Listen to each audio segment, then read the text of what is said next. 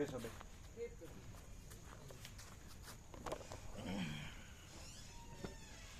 પછી વિજય પ્રભુ આમ પરિક્રમા પછી કઈ બોલ્યા? અમે આવીશું એવું બોલ્યા.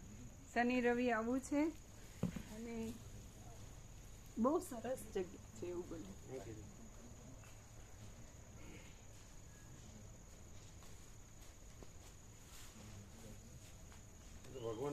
ભગવાનપુર આવેલા? હા.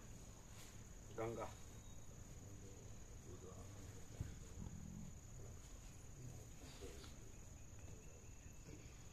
એ લોકોએ ફોટો લીધા પેલા માતાજી ત્યાં પેલા જાંબુ. હા બેબી ત્યાં જાંબુના ઝાડ.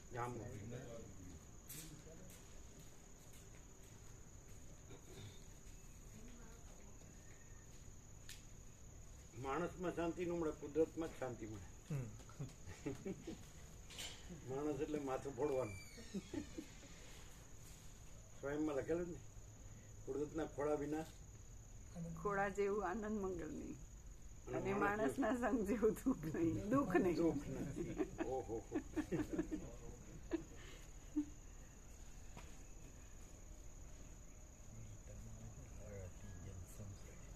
પણ આ પ્રેક્ટિકલ છે, હકીકત. ફિલોસોફીની જરૂર નથી, કાંઈ તત્વજ્ઞાનની જરૂર નથી, શાંતિની જરૂર. અને માણસના સંગમાં શાંતિ નથી, કુદરતના ખોળે છે જ. આને પાછું અવળ ચંડાઈ કરે એવા ચાલે ને.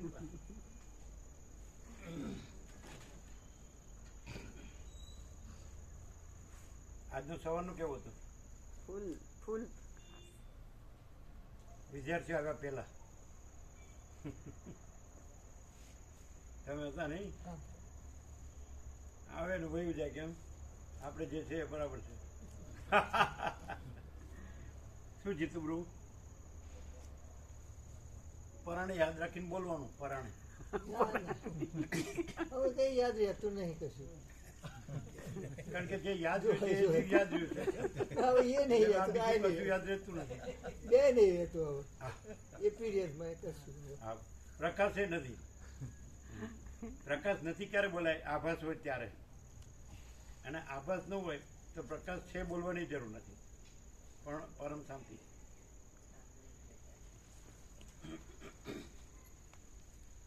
સરળ છે એ લોકો, બધા ભાવિક બધા. પેલું કીધું ને કે પોતાનું સ્વરૂપ ઓળખે તો પોતે જ પરમ પદ છે, એમાં આવી ગયું ને બધું. બ્રહ્માર્પણ.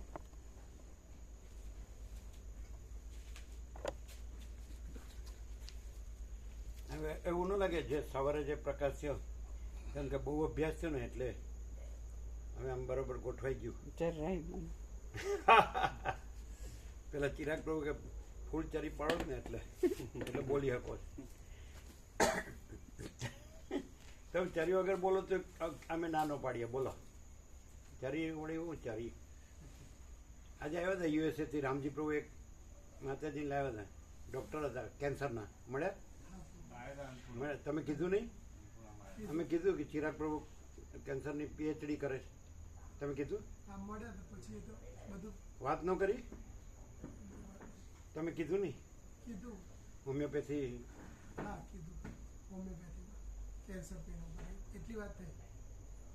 એટલે એ પોતે કેન્સરના ડૉક્ટર. એટલે નાનજી દાદા હતા ને ત્યારના આવે છે, નાના હતા ત્યારે. ત્યાં રામજી પ્રભુ કે આવો, આજે આવો. એટલે થોડી વાર બેઠા હતા. દરેકની અંદર તો પોતે આત્મા છે જ, પણ આ બધું પેલો ખોટો વડગાડ કાઢ નાખે ને, આ ભૂત જે ભરાણું છે ને, એટલે છે એમ કીધું કે પોતાનું સાચું સ્વરૂપ ઓળખે એટલે પોતે જ પરમપદ છે. અને સવારે તો કાંઈ આમ એટલે કેવું કહેવાય એમ, ધારો કે સવારનું જે હતું મહાચૈતન્ય પ્રકાશ, પોતામાં પોતે સંપૂર્ણ પ્રકાશ. ઓમ ઓમ બરાબર છે, અવાજ બરાબર છે.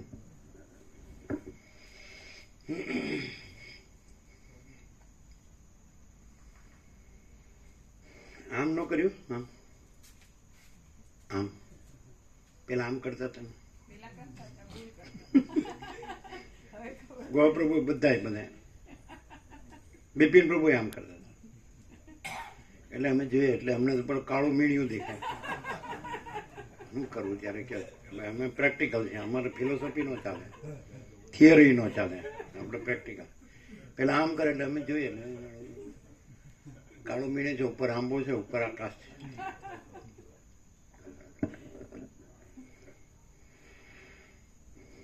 પરમ ચિદાકાશ, પરમ જ્યોતિ, અખંડ જ્યોતિ, અનંત, પૂર્ણ, પરમ ચિદાકાશ, પરમ શાંતિ, स्वयं सिद्ध, स्वयं प्रकाश, स्वयं पूर्ण, स्वस्वरूप, यही सब कुछ है, इसके सिवा कुछ नहीं है. शून्यभास, अनंत कोटि, महाकल्पो, है ही नहीं. वसिष्ठराम, निर्वाणोत्तरार्ध, राउंड 38મો રાઉન્ડ. વસિષ્ઠ કે છે સંપૂર્ણ સત્ય છે, 100% સત્તરાની નિસંશય. પણ વસિષ્ઠ કે છે રામને કે તમને મારા વાક્યમાં વિશ્વાસ હોય તો કહું, નહીં તો રાખમાં હવન કરવા જેવું થાય. અને રામ તો તૈયાર જ હતા. અને આગળ આવી ગયું કે વસિષ્ઠ પણ એવા જ હોય, રામ પણ એવા જ હોય, એટલે પછી જોહાય છે એટલે પ્રકાશ જ છે ને, અનંત સંપૂર્ણ પ્રકાશ. તો એ વસ્તુ અહીંયા પણ અનુભવાય જ ને. અનંતપૂર્ણ નિરપેક્ષ તો હતું જ, અનંતપૂર્ણ નિરપેક્ષ તો હતું જ. ત્યારે યોગ વસિષ્ઠ જોયેલું નહીં, પણ એક્ઝેક્ટ કન્ફર્મેશન છે ને. ખાલી તમને શબ્દ બુદ્ધિથી સમજો એટલે ડિફરન્સ લાગે, બાકી એક જ પ્રકાશ છે. અને અંદર કીધું જ છે કે સદગ્રંથોમાં શિરોમણી શ્રી યોગ વસિષ્ઠ મહારામાયણ, આ પહેલાં તો આ મૂળ જે આખો અનંત સંપૂર્ણ પ્રકાશ, અને એ સદગ્રંથોમાં શિરોમણી એમાં જે અનંત સંપૂર્ણ પ્રકાશ, અને વસિષ્ઠ એમાં અનંત સંપૂર્ણ પ્રકાશ, ને અહીં અનંત સંપૂર્ણ પ્રકાશ. એટલે એ અંદર કીધું છે એ એક, એટલે પછી એ જ છે, એક જ છે, ભેદ નથી. મૂળ પ્રકાશ છે એક છે ને.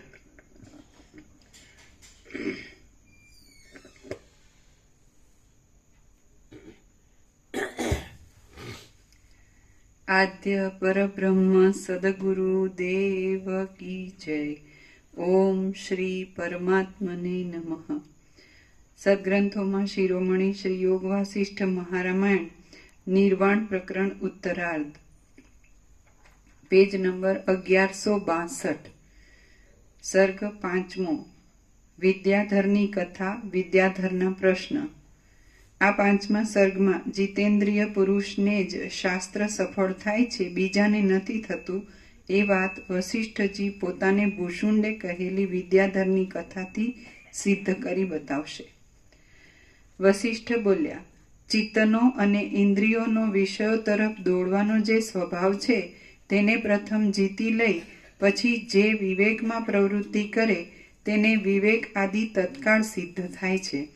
જે બુદ્ધિરહિત મૂળ પુરુષે મનના અને ઇન્દ્રિયોના સ્વભાવને અંદરથી જીતેલો નથી, તે સંયમ વિનાના પુરુષને જેમ રેતીમાંથી ગમે તેટલી મહેનત કરીએ તો પણ તેલ નીકળતું નથી, તે રીતે કદી પણ ઉત્તમ પદની પ્રાપ્તિ થતી નથી.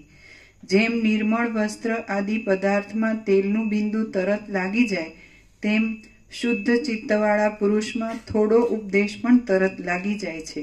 અને જેઓ વિવેક, વિચાર આદિ સાધનવાળા ન હોવાથી ક્ષુદ્ર ચિત્તવાળા હોય છે, તેમનામાં જેમ અરીસાના કાચમાં મોતી ચોંટી શકતું નથી, તેવી રીતે ઉપદેશ લાગી શકતો નથી. આ બાબતમાં એક પુરાતન ઇતિહાસ પ્રાચીન વૃદ્ધો કહે છે કે જે મને આગળ કોઈ વખત મેરુ પર્વતના ઉપરના ભાગમાં ભૂષુંડે કહ્યો હતો. મેરુ પર્વતના શિખરની કોઈ એક ગુફામાં એકાંતમાં મેં અગાઉ અધ્યાત્મશાસ્ત્ર સંબંધી કથાના પ્રસંગમાં એક વખત ભૂષુંડજીને પૂછ્યું કે મૂઢ બુદ્ધિવાળો અને સ્વચ્છંદી જ્ઞાન વગરનો કોઈ પુરુષ ઘણા લાંબા કાળ સુધી ચિરંજીવ રહ્યો હોય તેવું તમારા સ્મરણમાં છે? એ પ્રમાણે મારા પૂછવાથી હે પ્રિય રામચંદ્રજી, તેમણે મને નીચે પ્રમાણે કહ્યું. ભૂષુંડ બોલ્યો, પૂર્વકાળમાં લોકાલોક પર્વતના અંદરના શિખરમાં કોઈ એક વિદ્યાધર રહેતો હતો કે જે આત્મજ્ઞાનથી રહિત અને ઇન્દ્રિયો નહીં જીતાયાથી ખેદ પામેલો હતો. વિવિધ પ્રકારના તપને લીધે અને યમ નિયમો પાળવાથી સુકાઈ ગયો હતો.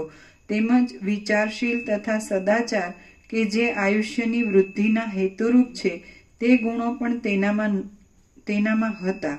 એટલે તે પહેલા 4 કલ્પ સુધી આયુષ્ય ઓછું નહીં થતાં ચિરંજીવી રહી શક્યો હતો.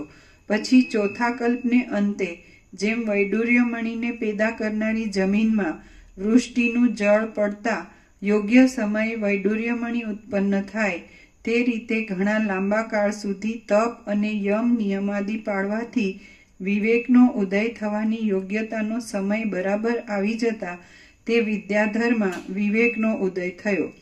વારંવાર મૃત્યુ પ્રાપ્ત થાય છે, જન્મ પણ વારંવાર આવ્યા કરે છે અને વૃદ્ધાવસ્થા પણ ફરી ફરી આવે છે. તે સર્વ વાત મારે માટે ન થાઓ, કેમ કે વિચાર કરતા મને તેથી વૈરાગ્ય થઈ આવે છે. તો એવું શું હશે કે જે સ્થિર થઈ જ રહે? આવો વિચાર કરી 5 પ્રાણ, 10 ઇન્દ્રિયો, મન, બુદ્ધિ અને સ્થૂલ દેહ એ 18 અવયવોવાળા સ્થૂલ સૂક્ષ્મ દેહરૂપી પોતાની નગરીના મમત્વરૂપી ભારને ઘણા કાળ સુધી ઉપાડવાને લીધે થાકી જઈ વિરાગી ચિત્તવાળો અને સંસારની વાસનાથી રહિત થઈ ગયેલો તે વિદ્યાધર મારી પાસે જિજ્ઞાસુ તરીકે પૂછવા આવ્યો. મારી પાસે આવી ઉદારતાપૂર્વક મને નમસ્કાર કરી મેં તેનો યોગ્ય સત્કાર કર્યા પછી પ્રશ્નનો અવકાશ મળતા તે નીચે પ્રમાણે વખાણવા લાયક વચન બોલ્યો. વિદ્યાધર બોલ્યો, પોતાના શરીરમાં ખૂંચી ગયેલા શસ્ત્રો અને ઇન્દ્રિયો એ બંને સમાન છે કે જેઓ ઉપરથી કોમળ જણાય છે, દુઃખ પેદા કરનાર છે, પથ્થરથી પણ દ્રઢ બળવાળા મજબૂત છે અને મનુષ્યને છિન્ન ભિન્ન કરી નાખવામાં બહુ ચતુરતાવાળા છે. એ ઇન્દ્રિયો હૃદયમાં બહુ જ દ્રઢ થઈ રહેલી છે. અજ્ઞાનરૂપ અંધકારને રહેવાને માટે તો તે જંગલ રૂપ જ છે. વળી તે કામ આદિ વાંદરાઓ વડે વીંટાઈને રહેલી છે, મલિનતા વડે પૂર્ણ છે, વિપત્તિઓને પેદા કરનાર છે, તરફ બહુ જ આગ્રહ રાખનાર છે અને શમ દમ આદિ ગુણોરૂપી વન કદાચિત દૈવયોગથી વિકસે તો પણ તેને દાવાગ્નિની પેઠે બાળી નાખનાર છે. એ ઇન્દ્રિયોને અને તેના મૂળ રૂપ મનને જીતવાથી જ સુખ પ્રાપ્ત થાય છે, પરંતુ ભોગો વડે ખરું સુખ મળતું નથી. તો પછી મને વિદ્યાધર સંબંધી ભોગોનું શું પ્રયોજન છે? કાંઈ નથી. શ્રી યોગ વાસિષ્ઠ મહારામાયણમાં નિર્વાણ પ્રકરણના ઉત્તરાર્ધનો વિદ્યાધર પ્રશ્ન નામનો સર્ગ 5મો સમાપ્ત. સર્ગ 6 ઇન્દ્રિયોની પ્રબળતા. આ 6થા સર્ગમાં વિદ્યાધર દિવ્ય ભોગોનો અનુભવ કરી પરીક્ષા કરાયેલી વિષયાસક્ત ઇન્દ્રિયોની અનિતિ સંબંધી વર્ણન કરશે. વિદ્યાધર બોલ્યો, જે સર્વ દુઃખની નિવૃત્તિ કરવામાં ઉદારતાવાળું હોય, બહુ પરિશ્રમ કર્યા વિના સહજ પ્રાપ્ત થઈ શકે તેવું હોય અને આદિ અંત વિનાનું હોય તેવું પવિત્ર પરમ પદ આપ મને તરત કહી બતાવો. હે મહારાજ, હું કે જે જડ બુદ્ધિવાળો છું તે આટલા કાળ સુધી અજ્ઞાનરૂપી નિદ્રામાં સૂતો હતો. હમણાં મનની અતિ તીવ્ર વૈરાગ્યરૂપી નિર્મળતાનો ઉદય થતાં જાગ્રત થયો છું. હું મનના મહાવ્યાધિરૂપ કામાદિક વિકારો વડે તપી ગયેલો, અજ્ઞાન વડે ઉત્પન્ન થનારી દુષ્ટ વાસનાઓમાં ગૂંચવાઈ ગયેલો અને હું અમુક દેહાદિરૂપ છું એવી રીતે અનાત્મ વસ્તુમાં આત્મબુદ્ધિના ભાવરૂપી અજ્ઞાનને લીધે જેનું ખરાબ ફળ છે તેવા કર્મ વડે વીંટાયેલો છું. તેનો આપ કૃપા કરી ઉદ્ધાર કરો. જેવી રીતે ગુણવાન કમળ તંતુવાળા શ્રીમાન લક્ષ્મીના નિવાસરૂપ અને સૂકા પાંદડાવાળા કમળની ઉપર પણ હિમ પડે છે, તે રીતે ગુણવાન, શુભ, ગુણ સંપન્ન અને શ્રીમાન વિદ્યા સિદ્ધિ આદિ વડે શોભાયમાન પુરુષમાં પણ આત્મવિદ્યા ન હોય તો જીતેન્દ્રિયપણું ન હોવાને લીધે કામ, ક્રોધ, લોભ, મોહ, ઈર્ષા આદિ દુઃખોની પીડા અને ભય આદિ દોષો આવી પહોંચે છે. ભવાટવીમાં ભટકતા ભટકતા જીર્ણ થઈ ગયેલા મનુષ્યો કે જેઓનાથી ધર્મ કે મોક્ષરૂપ પુરુષાર્થ સિદ્ધ થઈ શકતો નથી, તેઓ જેમ કમળની અંદર અનેક મચ્છર ઉત્પન્ન થાય અને પાછા એમને એમ મરી જાય. એ 4 પુરુષાર્થ કીધા, ધર્મ અર્થ કામ મોક્ષ. એમાં ધર્મ અને મોક્ષ એટલે શું? 2 શબ્દ જુદા જુદા છે, એટલે બેના અર્થ જુદા જુદા થતા હશે. વોટ ઇઝ ધર્મ અને વોટ ઇઝ મોક્ષ? અર્થ અને કામ તો સમજ્યા. જે ભૌતિક સુખ છે અર્થ, અને કામ એટલે જે વાસના કે ઈચ્છા છે, ભોગવવાની ઈચ્છા. તો ધર્મ અને મોક્ષ 2 શબ્દ અલગ અલગ વાપર્યા, એટલે બેનો અર્થ શું થાય? ધર્મ એટલે શું ને મોક્ષ એટલે શું? ધર્મ એટલે જે મોક્ષ છે એ તો અલ્ટિમેટ રિયાલિટીમાં આવે, અને ધર્મ છે એટલે એને પામવા માટેનું કંઈ પણ સાધન કરે કે ઉપચાર કરે એવું હોઈ શકે. તો પછી આ જે સદગ્રંથોમાં શિરોમણી શ્રી યોગાસિત મહારામાયણ અને એનું સરળ શ્રવણ, વસિષ્ઠ પ્રકાશથી, શબ્દ બુદ્ધિથી નહીં, પ્રકાશથી સરળ શ્રવણ અને અખંડ પૂર્ણ તત્વબોધ, આને ધર્મ કહેવાય? આ મોક્ષ પણ ન કહેવાય, એવું એબ્સોલ્યુટ તત્વ સ્વયં છે. તો પછી ધર્મમાં સાધનમાં તો પછી નિષ્કામ કર્મથી ચિત્ત શુદ્ધિ, નિષ્કામ ઉપાસનાથી ચિત્તની એકાગ્રતા, અને પછી સાધન ચતુષ્ટય, વિવેક, વૈરાગ્ય, સમદમ, ઉપરતિ, તિતિક્ષા, શ્રદ્ધા, સમાધાન, મુમુક્ષત્વ અને શ્રવણ મનન નિધિધ્યાસન, એ બધું સાધનમાં આવે ને.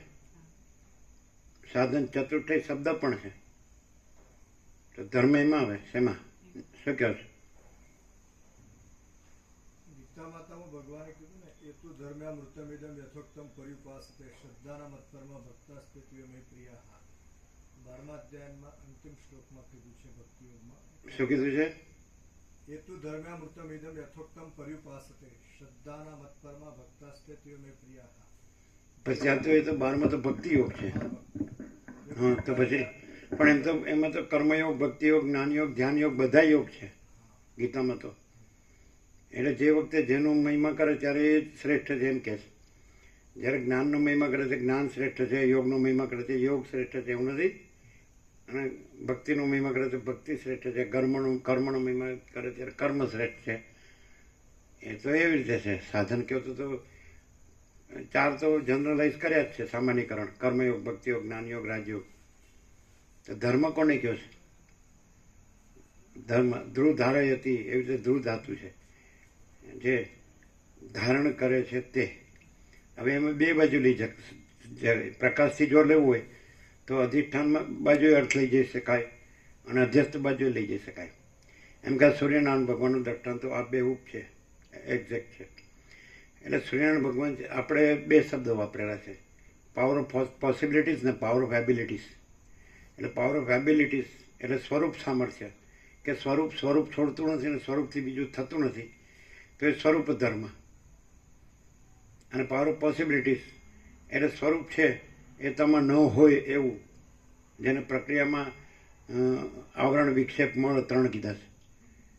અધ્યાત્મમાં રામ લક્ષ્મણ સંવાદ છે નાસિક પંચવટી આગળ, તેમાં માયાના પહેલા 2 સ્વરૂપ છે, આવરણ ને વિક્ષેપ. એમ કરીને આમ તો મળ 3 કીધા. આમાં આવશે ભૂષણ વિદ્યાધરને કહે છે.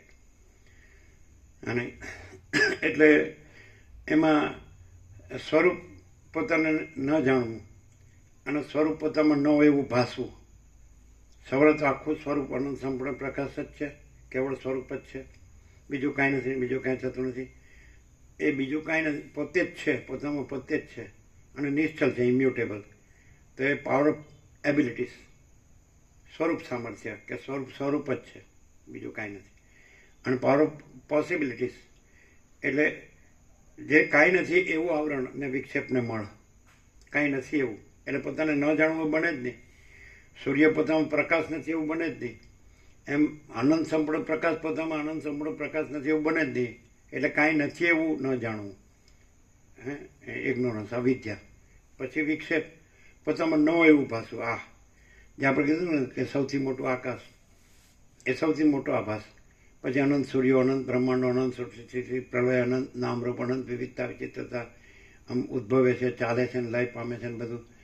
તો આ ન હોય એવું ભાસવું પોતામાં પોતે જ એ વિક્ષેપ, અને પછી એમાં તાદાત્મ્ય અભિમાનથી હું આ છું ને આ મારું છે ને મળ. તો ધર્મ શબ્દ આવે તો જો હવે અહીંયા ભાસમાં કાંઈ નથી, હવે ભાસમાં આવી ગયા કે હું આ જીવ છું ને આ જગત છે, બરાબર છે. તો એમાંથી તમે સવારે જે કીધું એ રીતે પ્રકાશ છે, એમાં સમ્યક પ્રબુદ્ધ થવા પણ હોય એ ધર્મ, બરાબર છે કે નહીં. અને ભાસ પછી ન રહે, આમ તો થયો જ નથી, આપણે સ્વપ્ન થયું નથી પણ સ્વપ્ન ભાસે જ ને. પણ જાગૃત થાય એટલે પછી સ્વપ્ન છે જ નહીં. તો જાગૃત થાય એટલે સ્વપ્ન ન રહે એ મોક્ષ, એવું થાય કે નહીં. અને સ્વપ્નની અંદર અર્થ અને કામ, સ્વપ્નનું સુખ ભોગ અને એની ઈચ્છા એ થાય ને. એટલે આ લોકોએ તો નિરૂપણ કર્યું છે, એક્ઝેક્ટ છે, પણ ખાલી શબ્દથી અને બુદ્ધિથી સમજે તો કાંઈ ખબર ન પડે. અને પ્રકાશથી તો પછી પ્રકાશ જ છે. પછી એમાં અમે પોતે જ મહાચિદાકાશ સ્વસંવેદ્ય સહજ નિર્વિકલ્પ છીએ, તો એ તો પ્રકાશ પોતે જ પ્રકાશ છે. એમાં અનુભવ ને જ્ઞાન જુદું બીજું કહેવા પણ નથી. બોધ કયો, ચૈતન્ય કયો, તેજ કયો, જ્યોતિ કયો, all and soul, all in all, અખંડ ચૈતન્ય, અખંડ પ્રકાશ, બરાબર એમ. અને પછી તો પ્રકાશમાં તો કંઈ સવાલ જ નથી. એટલે પછી ધર્મ અર્થ કામ મોક્ષ કહેવા પણ નથી. પણ વસીટે કીધું કે જન્મથી મનુષ્ય આત્મજ્ઞાન પ્રાપ્ત કરી લેવું જોઈએ. 7-8 વર્ષના બ્રહ્મચારી બટુકે આત્મજ્ઞાન પ્રાપ્ત કરી લેવું જોઈએ. તેનો અર્થ શું કે અખંડ પ્રકાશ અનંત સંપૂર્ણ પ્રકાશ છે, સ્વયં સહજ અને સર્વત્ર સદા, જો હૈ સો હૈ, બસ. એટલે જન્મ થયો જ નથી, કારણ કે એ તો જન્મતું નથી. આકાશ જન્મતું નથી, એમ આકાશ જેવો આખો અનંત ચૈતન્ય પ્રકાશ છે.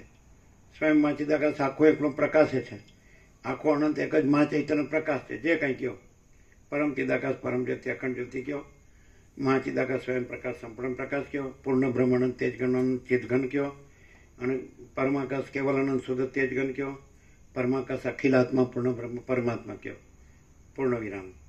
તો પછી સવાલ જ નથી. આટલું જ. હવે આ અહીંયા સહજ છે, કરવાનું નથી. અને જે એમ સ્વપ્ન, હું આ છું ને જગત છે, આ જાગ્રત છે જ નહીં. શું ડિફરન્સ? એટલે આ બધી જહેમત છે એ કોને માટે છે? સ્વપ્ન બહુ રૂઢ થઈ ગયું હોય, બહુ સાચું થઈ ગયું હોય, એમાં સારું લાગતું હોય, એમાં મેળવવા ભોગવવા ભેળું કરવા જેવું લાગતું હોય, બનવા જેવું લાગતું હોય. રાજ્ય ભોગલક્ષ્મી અહમ મનવાસના XYZ. તો એને માટે આ છે. અને એકદમ નિર્મળ હોય, શુદ્ધાત્મા પવિત્ર હોય, એકદમ નિર્મળ, તો એને માટે આ છે સીધો પ્રકાશ. હવે આ સાંભળે છતાંય પછી હું આ છું, તો એના માટે આ છે. એને આનાથી જાગૃત થવું જોઈએ. કારણ કે કોઈ પણ પ્રકારના એના અધ્યાસ હોય તો આના સિવાય, જેમ સૂર્યોદય થાય અને રાત્રિનો અંધકાર અદ્રશ્ય થાય, એવી રીતે એનો જે અધ્યાસ છે અજ્ઞાનનો, એ અદ્રશ્ય થાય. બાકી સીધે સીધું ન જાણી શકે તો પછી આ છે.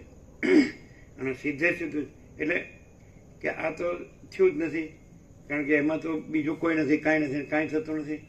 અને પરમ ચિદાકાશ, પરમ જ્યોતિ, અખંડ જ્યોતિ, યહી સબ કુછ હૈ, इसके सिवा कुछ नहीं जो है सो. તો એકદમ છેલ્લો જેનો જન્મ હોય તો એના માટે આ.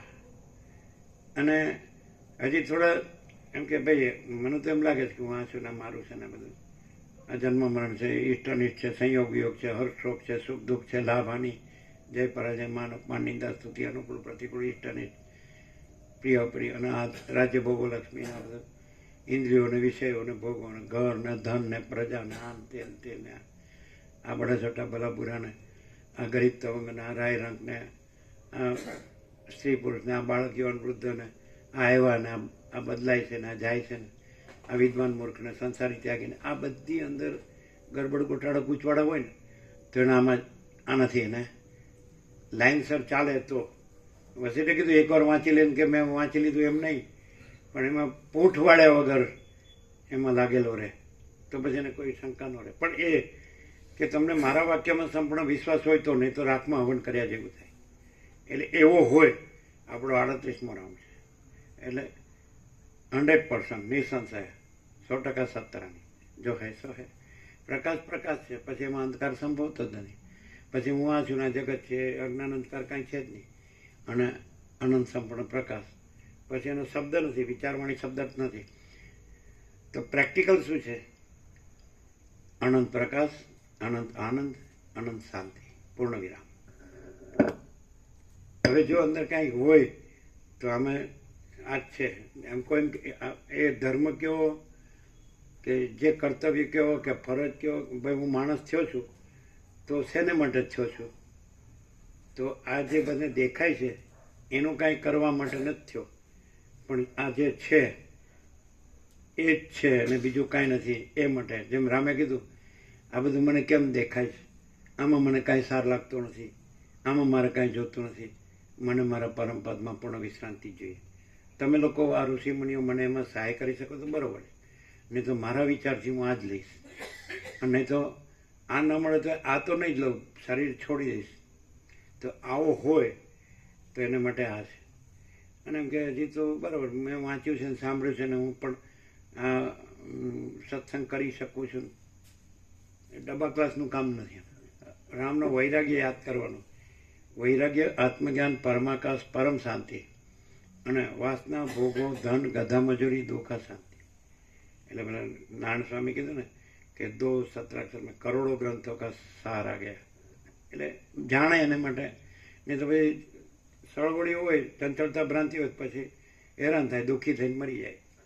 એટલે કીધું ને કે આપણે આ ભાઈ યમુના છે એને શુદ્ધિ કરે છે, અને પછી ગંદી ગટર, ગંધાતી ગોબરી અને દુર્ગંધ મારતી કેવી કહેવાય એને, એ રહીને પછી યમુના રાણી બૂમો પાડી હતું, રાધે રાધે. મિનિંગલેસ. કેવા 3 શબ્દો કીધા હતા? ગંધારી ગોબરીને ના, હજી એક શબ્દ રહી ગયો.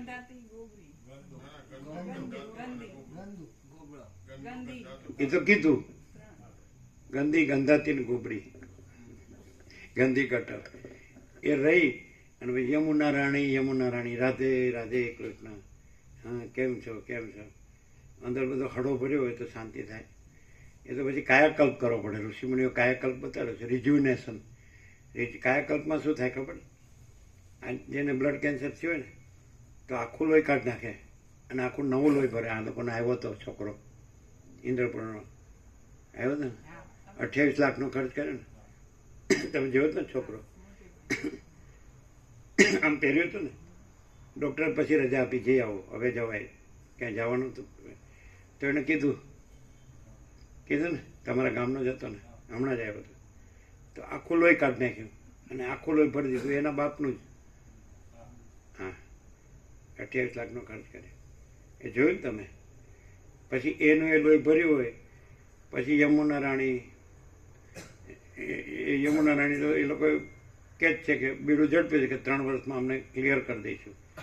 પણ હવે આ ગટર દાસીનું શું? એ તો આખું લોહી બદલવું પડે કે નહીં? એને રિજ્યુનેશન કહેવાય, કાયાકલ્પ. એવું એમાં હવે બ્લડ કેન્સર હોય તો છાંટો એ રહી જાય, ચાલે? એ પાછું એ જ ફેલાય કે ચાલે? કે આખું કાઢવું પડે? ખબર છે? એણે પાછું મેડિસિન કરેલું હશે ને. હા, એટલે એ બહારનું મેડિસિન કર્યું છે, અંદરનું નથી કર્યું. હે? મેડિસિન થઈ રહ્યું છે. આહા હા, આશાવાદી છો?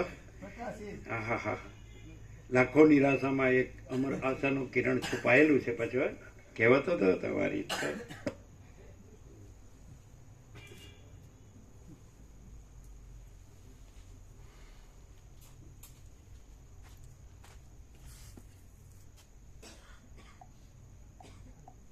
એવું શું છે એવું ખરું બ્લડ કેન્સરમાં?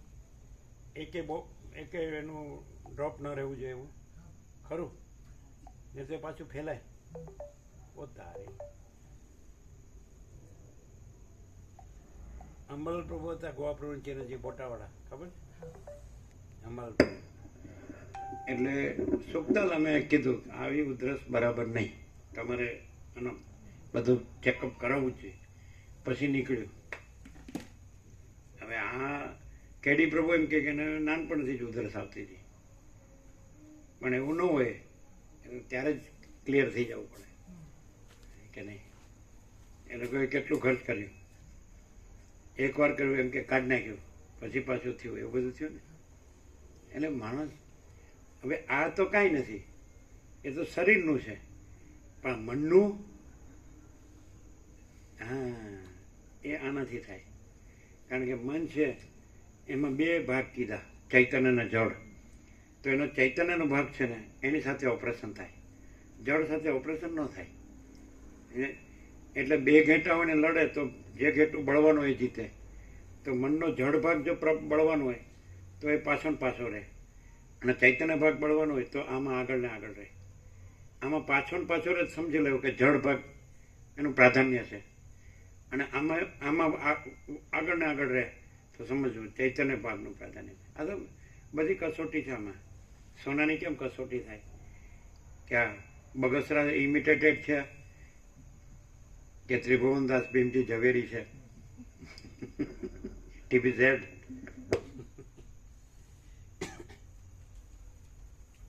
હવે અમે તો બાળપણથી જ સાંભળેલું, કોઈનું સોનું પડ્યું હોય તો આપણે શું.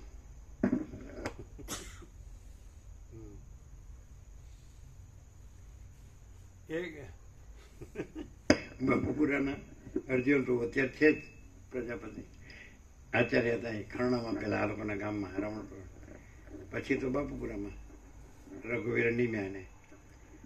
એટલે અમે ચાલતા હતા એ જ રોડ ઉપર સવારે બ્રાહ્મણમાં.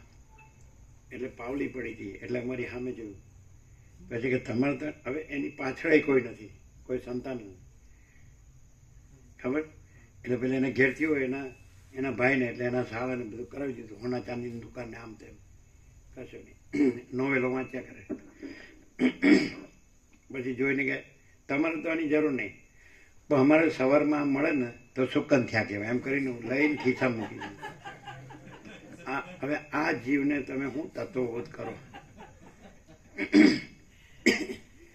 અને આપણે નિકોરા હોય કે સોનું હોય કે નંગ હોય, હીરો હોય કે ગમે તે નોટ્સ હોય, કરન્સી હોય કે ગંગા હોય, જોઈ લો, પૂછી લો, કોઈનું છે નથી, પધરાવી દો. સમજાય. હવે અત્યારે અવમૂલ્યન થયું એટલે રામકૃષ્ણ પરમહંસ 1 રૂપિયા હાથમાં લઈને કહેતા હતા, રૂપિયા માટી, માટી રૂપિયા, ને ગંગામાં પધરાવતા. એટલે અવમૂલ્યનમાં તો હવે તો તમે અમને કરોડ આપો તો એ કાંઈ ન કહેવાય પધરાવવામાં, અરબ આપો તો એ કાંઈ ન કહેવાય. અને પણ સારું એ તમે આ યુધિષ્ઠિર છે એ આખા મહાચક્રવર્તી છે, આખા પૃથ્વીપતિ કૃષ્ણ હારે હતા, સમજાય કે નહીં. તો અમારી સામે કોઈ ઢગલો કરે તો અમે છોડીએ ખરા? હા, શું દિવાસળી એક જ દિવાસળી જોવે, એક જ દિવાસળી જોવે. બરોબર બરોબર, પેટ્રોલ છાંટવું પડે.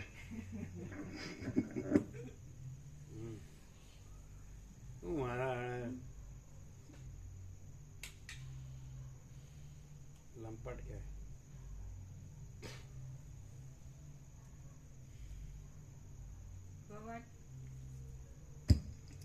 ભવાટવીમાં ભટક.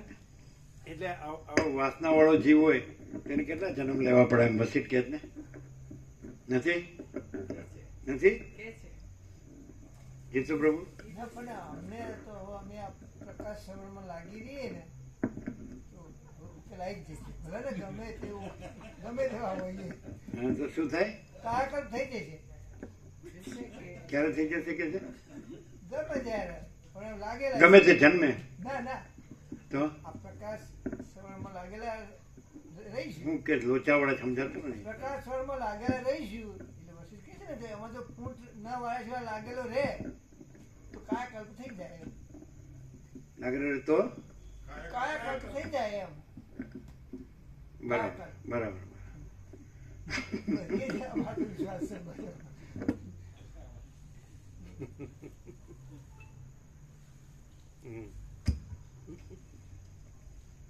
અને જન્મ થયો જ નથી એવા પ્રકાશથી વારંવાર વારંવાર સ્વભરી અને સંગ એવો રંગ.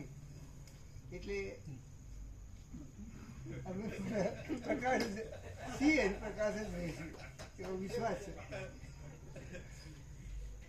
પ્રકાશ પોતામાં બીજો કોઈ છે, પ્રકાશ પોતામાં બીજો કોઈ છે અને નથી રહ્યો ને રહેવાનો છે. ક્લિયર જેમ જેમ સ્વભરી ક્લિયર થતા જાય. સારું છે, ખોટું નથી.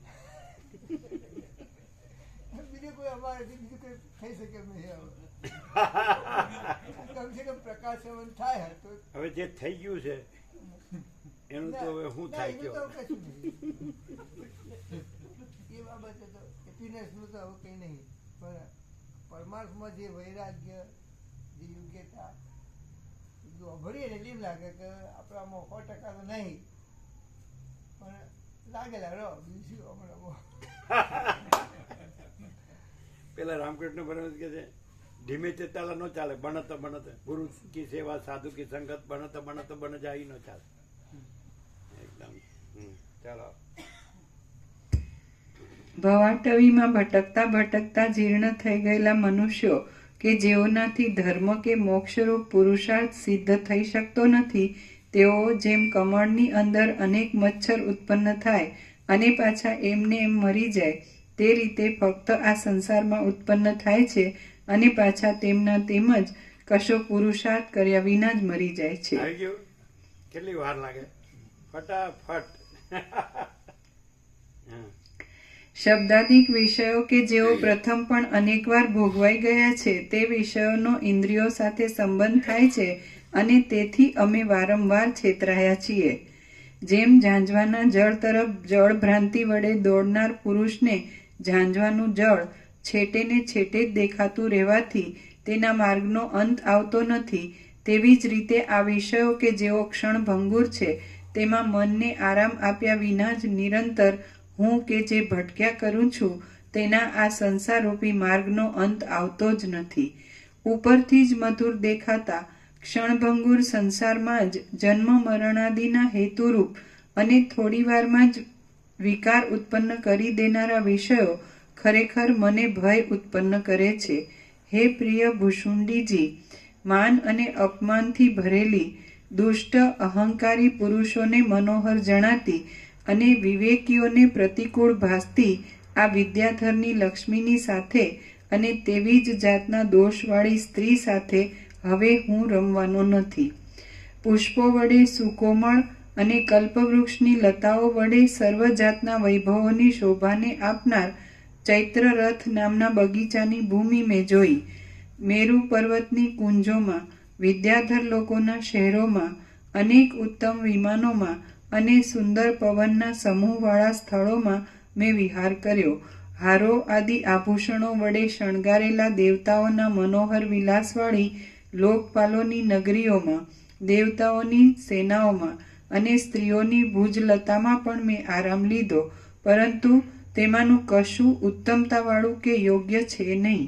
સર્વ માનસિક દુઃખરૂપી ઝેરની ગરમી લાગવાથી બળી ગયા જેવું જ છે, જેથી ભસ્મની પેઠે સાવ ફોગટ લાગે છે. હે પ્રિય ભૂષુણજી, આ વાત હમણાં જ વિવેકનો ઉદય થતાં મારા જાણવામાં આવી છે. બહારના સૂર્યાદિકના અને અંદર આત્મજ્યોતિના પ્રકાશની સહાય લઈ મનને પોતાના વિષય તરફ લઈ જઈ દૂષિત કરવા સારું રૂપનું અવલોકન કરવા તૈયાર થઈ રહેલો અને સ્ત્રીઓના મુખને જોવાને માટે આતુરતાવાળા ચક્ષુ વડે હું દુઃખને પ્રાપ્ત થયેલો છું. સ્ત્રી આદિ દેહમાં અમુક વસ્ત્રાભૂષણાદિક શોભા ઉત્પન્ન કરનાર છે અને અમુક રક્ત માંસ અસ્થિ આદિ શોભાકારક નથી એવા વિવેચનને નહીં કરતા એ ચક્ષુ માત્ર પોતાના રૂપ વિષયને જ અનુભવ કરનાર હોવાથી અવસ્તુ મિથ્યા વસ્તુ તરફ પણ દોડે છે.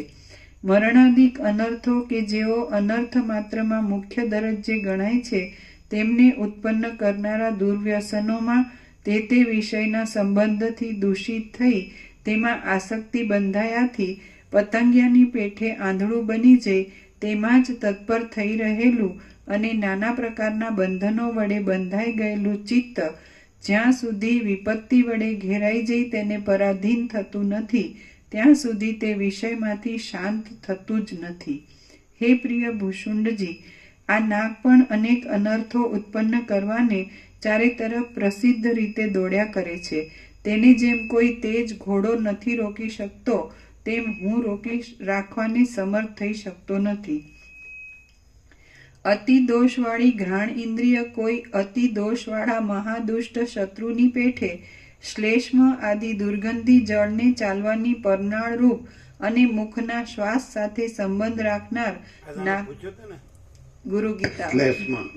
શ્લેષ્મ એટલે શું? આપણે શેડા કહીએ છીએ ને, પણ જે ચીકણો પદાર્થ છે બધું શ્લેષમાં ગણાય શરીરમાં. જેમ ગાય છે ને વાછરડાનો પ્રસવ થાય ને ત્યારે બધી ઓર હોય છે ને, એનો કૃષ્ણે ઓર શબ્દ વાપર્યો છે. ઉલ્બ તથોલ બેન છે ને, આ જ્ઞાન છે આવરિત છે એમ એવું કીધું છે ને, ઉલ્બ.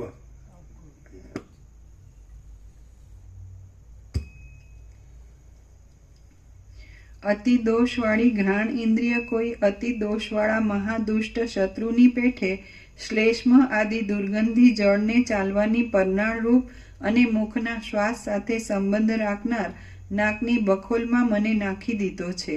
અમુક ભક્ષ્ય છે ને અમુક અભક્ષ્ય છે ઇત્યાદિ વિચારથી રહિત અનીતિવાળી આ જીભે ઘણા કાળ સુધી મને કૃમિ, કીટ અને પશુ આદિ અધમ યોનિઓ રૂપી પર્વતોમાં સંપૂર્ણ રીતે રખડાવ્યો છે કે જે યોનિઓમાં બળવાનમાં ગજ અને બુદ્ધિમાનમાં શિયાળ શ્રેષ્ઠ હોવાથી રક્ષક ગણાય છે.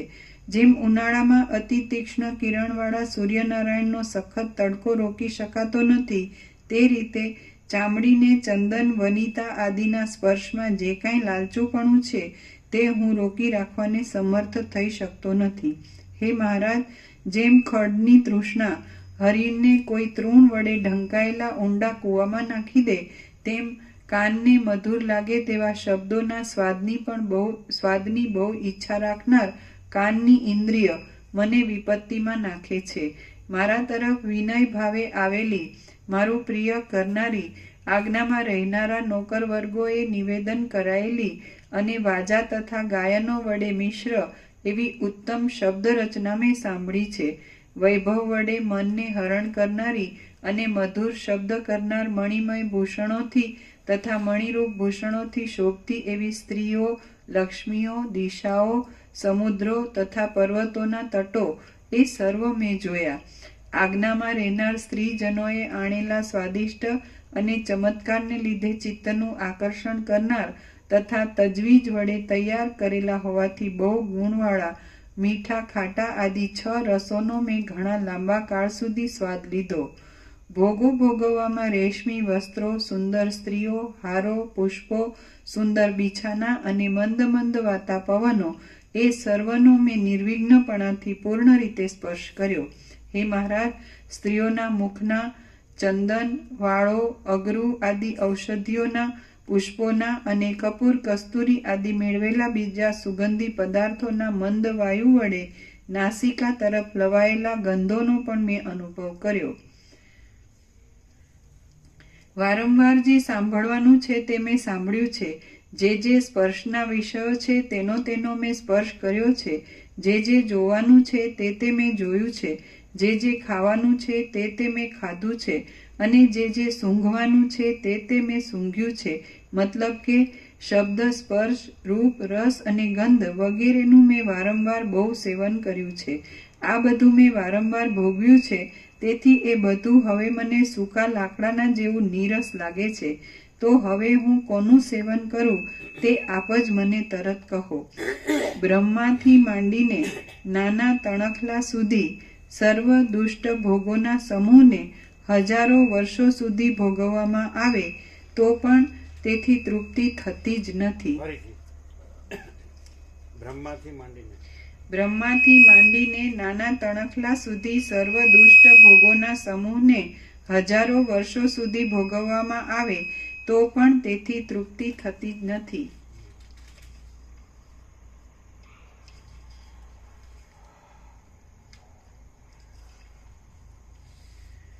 ઘણા લાંબા કાળ સુધી સામ્રાજ્ય કરીને સ્ત્રીઓના સમૂહોને ભોગવીને અને શત્રુઓની સેનાઓને જીતીને પણ શું એવું ઉત્તમ અને અપૂર્વ ફળ પ્રાપ્ત કરી શકાય છે, જેમનો નાશ થવાનું કાંઈ સાધન જ ન હતું અને જેમણે આ ત્રણેય લોકોને સ્વામીપણાથી ભોગવ્યા હતા, એવા મહાપરાક્રમી પુરુષો પણ થોડાક જ સમયમાં સર્વ ભેગા જ કાળની ઝાડમાં ભસ્મ થઈ ગયા છે.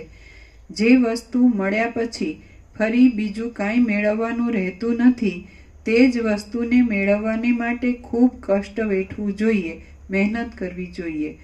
જેમણે ઘણા કાળ સુધી અતિ મનોહર ભોગો ભોગવ્યા છે, તે કોઈના મસ્તક ઉપર કલ્પવૃક્ષ ઉગેલું દીઠું નથી કે તેની છાયામાં નિરંતર બેસીને સર્વ કામનાઓ પૂરી કરાય અને વિશ્રાંતિ લેવાય. વળી તેવા પુરુષો આકાશમાં ઉપર ગતિ કરી શકે તેવું વિમાનાદિક પણ ચિહ્ન રૂપે જોવામાં આવ્યું નથી કે તે વિમાનથી ગતિ કરી શકાય. જેમ ધૂતારા બાળકો કોઈ બિચારા ભોળા છોકરાને છેતરી લે છે, તેમ ઇન્દ્રિયોએ મને ઘણા લાંબા કાળ સુધી આ ભૂંડા ફળની વિષયોરૂપી અનેક વન પંક્તિઓમાં છેતર્યો છે. આ કષ્ટ દેનારા ઇન્દ્રિય નામના શત્રુઓ હોય છે, એટલે તેઓ ખરી રીતે પોતપોતાના શબ્દ આદિ વિષયોમાં લોભાઈ રહેલા છે. પોતાના શબ્દાદિક વિષયો રૂપે થઈ રહેલા પંચભૂતોનો જ જે વિકાર છે, તેમને મેં બરાબર રીતે ઓળખી લીધો છે. તે વિષય લંપટ દુષ્ટ ઇન્દ્રિયો તો પારધીઓ છે. હું મનુષ્ય રૂપે એક અતિ મૂઢ મૃગ છું અને અનેક તાપોથી તપી રહ્યો છું. આ શૂન્ય સંસારરૂપી વનમાં એ પારધી મને ફોસલાવીને માર મારે છે. મહાભયંકર ઝેરને દ્રષ્ટિમાં ધારણ કરનારા આ વિષય લંપટ ઇન્દ્રિયો રૂપી સર્પોએ જેના તરફ દ્રષ્ટિ કરી નથી અને જેને તાપ વડે તપાવેલા નથી, તેવા પુરુષો આ જગતમાં 2-3 પણ માંડ ભાગ્યે જ નીકળશે. મહાભયંકર ઝેરને દ્રષ્ટિમાં ધારણ કરનારા આ વિષય લંપટ ઇન્દ્રિયો રૂપી સર્પોએ જેના તરફ દ્રષ્ટિ કરી નથી અને જેને તાપ વડે તપાવેલા નથી, તેવા પુરુષો આ જગતમાં 2-3 પણ માંડ ભાગ્યે જ નીકળશે. 1. હે પ્રિય ભૂષુંડજી, આ ઇન્દ્રિયો રૂપી એક દુષ્ટ સેના છે. ત્યાં ભોગો નામના ભયંકર હાથીઓ છે, તૃષ્ણારૂપી ઝાડ છે, લોભરૂપી કરવતો છે અને ક્રોધરૂપી ભાલાઓ છે, સુખ દુઃખાદી દ્વંદ્વરૂપી રથો છે, અહંકારરૂપી રક્ષક સેનાપતિ છે, ચેષ્ટાઓ રૂપી ઘોડા છે અને કામના કોલાહલોથી તે ભરપૂર છે. તેણે સંસારરૂપી નગરના સીમાડાની અંદર પોતાની સત્તા બેસાડી છે. જેઓ એટલે સંખ્યા છે નથી.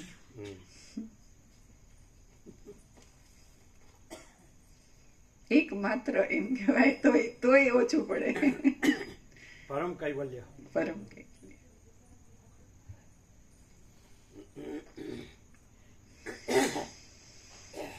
જેઓ આ સેનાને જીતી શકે છે તેઓ જ ખરા યોદ્ધાઓ છે. મદોન્મત્ત ઐરાવત હાથીના ગંડસ્થળને ભેદી નાખવા એ વાત હજી સહેલી છે, પરંતુ અવળે માર્ગે જતી પોતાની ઇન્દ્રિયોને સારી રીતે સંયમમાં લાવવી એ વાત કાંઈ સહેલી નથી.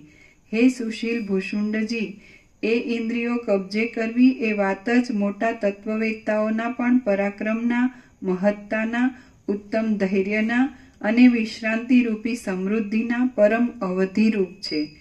જ્યાં સુધી પુરુષ એક હલકા તણખલાની જેમ ઇન્દ્રિયોને આધીન નથી થઈ જતો, ત્યાં સુધી તેની પૂજા દેવો પણ કરે છે. તુર્યાતીત તો તુર્યની સાપેક્ષ પણ છે, પણ પરમ કૈવલ્ય અનંત પૂર્ણ નિરપેક્ષ સત છે. ખ્યાલ આવે છે? તુર્યાતીત તો તુર્ય સાપેક્ષ છે, તુર્યથી પર એમ. પણ પરમ કૈવલ્ય કયો એટલે જો હે સો હે. ખ્યાલ આવે છે જીતુ પ્રભુ? ખ્યાલ આવે? એટલે પરમ પ્રકાશ, પરમ કૈવલ્ય, પરમ શાંતિ.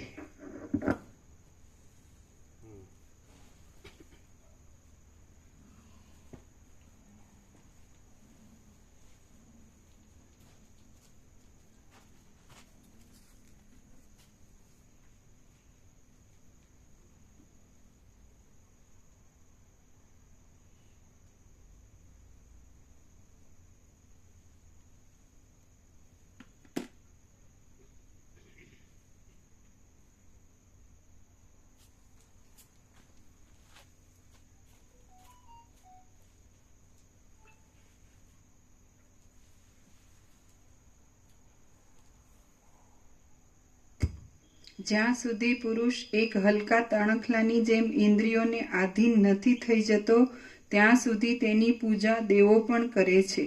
જે મહાધૈર્યવાળા પુરુષો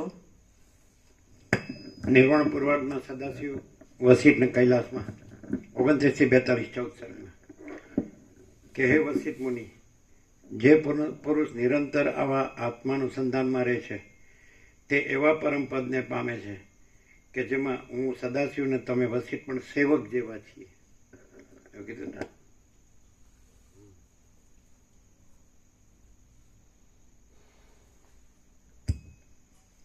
જ્યાં સુધી પુરુષ એક હલકા તણખલાની જેમ ઇન્દ્રિયોને આધીન નથી થઈ જતો ત્યાં સુધી તેની પૂજા દેવો પણ કરે છે.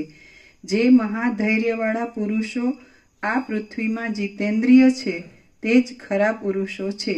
બાકી બીજા પુરુષોને તો પ્રાણ આદિ પવનના યોગથી ચાલનારા માનસ યંત્રોના સમૂહ રૂપે જ હું સમજું છું. હે મહારાજ, મનરૂપી સેનાપતિની આ 5 ઇન્દ્રિયો રૂપી સેનાને જો હું જીતી લેવાને યત્ન કરું તો સારી રીતે જીતી લઉં. ઇન્દ્રિયો રૂપી પ્રબળ રોગોની શાંતિને માટે ભોગોની આશા છોડી દેવી એ એક જ ઉપાય છે. તે સિવાય ઔષધો કે મંત્રો તેની શાંતિ કરી શકતા નથી. ઇન્દ્રિયો રૂપી પ્રબળ રોગોની શાંતિને માટે ભોગોની આશા છોડી દેવી એ એક જ ઉપાય છે. તે સિવાય ઔષધો કે મંત્રો તેની શાંતિ કરી શકતા નથી. જેમ કોઈ એકલા વટે માર્ગુને મોટા અરણ્યની અંદર ચોરો હેરાન કરે તે રીતે ચોતરફ દોડનાર ઇન્દ્રિયોએ મને પણ બહુ જ હેરાન કરેલો છે. જેમ નાના તળાવો પંકવાળા, ગારાવાળા, પ્રસન્નતાથી, નિર્મળતાથી રહિત, મહાદુર્ભાગ્ય, દુર્દશાવાળા અને ગંધાઈ ગયેલ શેવાળો વડે યુક્ત હોય તે પ્રમાણે ઇન્દ્રિયો પણ પંકવાળી, પાપવાળી, પ્રસન્નતાથી, નિર્મળતાથી રહિત, મહાદુર્ભાગ્યવાળી અને ગંધાઈ ગયેલ શેવાળના જેવી મલિનતા વડે તુચ્છતાવાળી છે.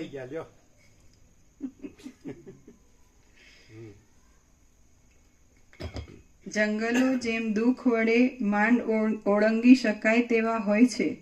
જંગલો જેમ દુઃખ વડે માંડ ઓળંગી શકાય તેવા હોય છે, ઝાકળો વડે ઘેરાયેલા હોય છે અને અનેક ભયોને ઉત્પન્ન કરે છે, તે રીતે ઇન્દ્રિયો પણ દુઃખ વડે માંડ ઓળંગી શકાય તેવી જડતાથી ઘેરાયેલી અને અનેક ભયોને ઉત્પન્ન કરનારી છે. જેમ કમળ પંકમાંથી, ગારામાંથી ઉત્પન્ન થાય છે, છિદ્રોવાળા હોય છે અને અતિ સૂક્ષ્મ હોવાથી દુર્લક્ષ્ય રીતે અતિશય મહેનતે માંડ કંઈક લક્ષ્યમાં આવે તેવી રીતે રહેલા ગુણોને અંદરના તંતુઓને ધારણ કરી રહેલ હોય છે, જડમય અવયવોવાળા હોય છે અને ગ્રંથિવાળા, ગાંઠવાળા હોય છે, તેમ ઇન્દ્રિયો પણ પંકમાંથી, પાપમાંથી ઉત્પન્ન થયેલી છે, છિદ્રોવાળી છે, અતિ સૂક્ષ્મ હોવાથી દુર્લક્ષ્ય રીતે અતિ ઘણી મહેનતે માંડ કંઈક લક્ષ્યમાં આવે તેમ રહેલા ગુણોને, વાસનાઓને ધારણ કરી રહેલી છે, જડ અવયવોવાળી છે અને ગ્રંથિ અહંકાર રૂપી ગાંઠ વડે યુક્ત છે.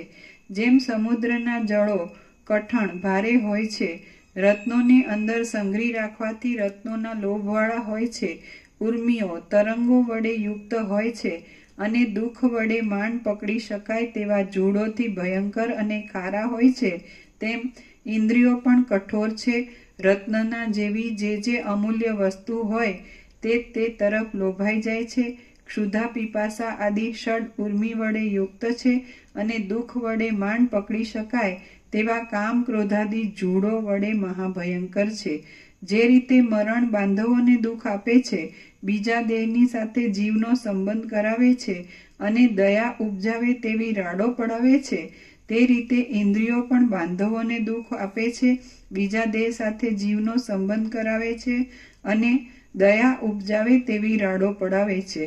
વનો જેમ વિવેકથી વનમાં અમુક રીતે વર્તવું, અમુક રીતે ન વર્તવું ઇત્યાદિ વિવેકથી રહિત પુરુષોને શત્રુની પેઠે પીડા ઉપજાવે છે, તથા જે લોકો વિવેકી વનમાં વર્તવાની રીતભાતને સારી રીતે જાણનારા હોય તેઓને મિત્રની ગરજ સારે છે.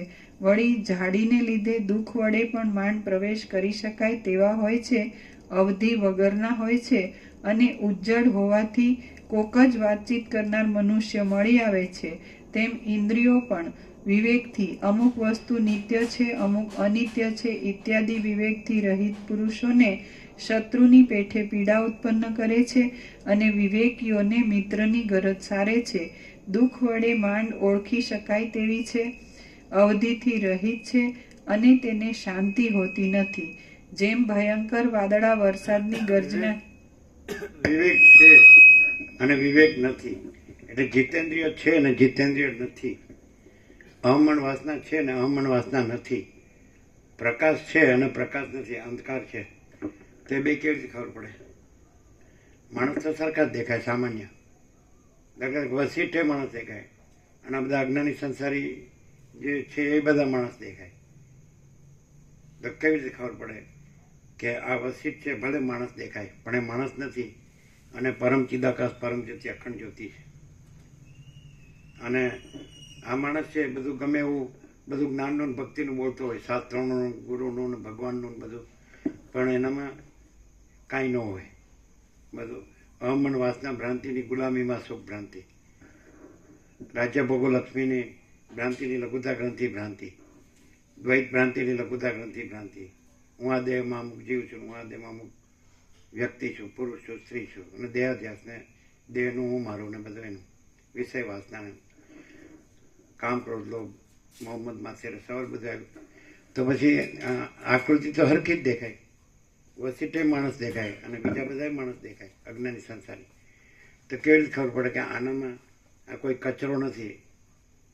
એ ન બોલે તોય વસીટ ભલે ન કે હું પરમ ચિદાકાશ પરમ જ્યોતિ અખંડ જ્યોતિ છું, હું આ વસીટ નથી, ના જગત એ નથી, કોઈ નથી, કાંઈ નથી, કાંઈ થતું નથી, તેમ ન બોલે અને હોય એક્ઝેક્ટ એ જ હોય. અને આ બધું એનું જાણતો હોય, બધું પુસ્તકો શાસ્ત્રો વાંચે, ગુરુ કર્યા હોય કે આ તે બધું સમજાય, અને બધું યાદ રાખીને બોલતો હોય આ તે બધું, પણ અંદર એ અસ્વસ્થ હોય. તો પછી એ તો અંદરનું લક્ષણ છે ને, એ તો બહાર તો દેખાય નહીં, આંખેથી તો ખાલી દેહ જ દેખાય. તો અંદરનો જે સ્પિરિટ છે એ કેવી રીતે ઓળખાય? જો કોઈ માણસ છે એ ખરેખર એમ કીધું ને કે શ્રદ્ધાવાન લભતે જ્ઞાનમ તત્પર સંયતેન્દ્રિય જ્ઞાનમ લબ્ધવા પરમ શાંતિમાં ચિરાયણાધિપત અધિગચ્છતિ છે ને. તો પછી 3 પોઈન્ટ છે આમાં. એક સૌથી પહેલું જે પ્રકાશ છે, વિવેક છે, જે પણ એને સજાતીય કંઈ પણ, તો એમાં પોતાનામાં પોતે જ પ્રકાશ, આનંદ, શાંતિની પૂર્ણતાથી ભરપૂર હોય. એમાં બીજું કંઈ હોય જ નહીં. દ્રશ્યથી જોવે, નિષેધાત્મક જોવે, તો જે માણસમાં પ્રકાશની પહેચાન નથી, વિવેક નથી અને વાસનાઓ છે, તો એની આગળ કંઈ પણ વિષયો આવે તો એની વૃત્તિઓને, એના મનને એ રોકી શકે નહીં. એની લઘુતા ગ્રંથિ હોય એટલે એને એનું મહત્વ હોય અને એ ઊંધી દિશા પકડે. જ્યારે આને એની એકનોલેજમેન્ટ જ ના હોય, એ વસ્તુ જ નથી એનામાં.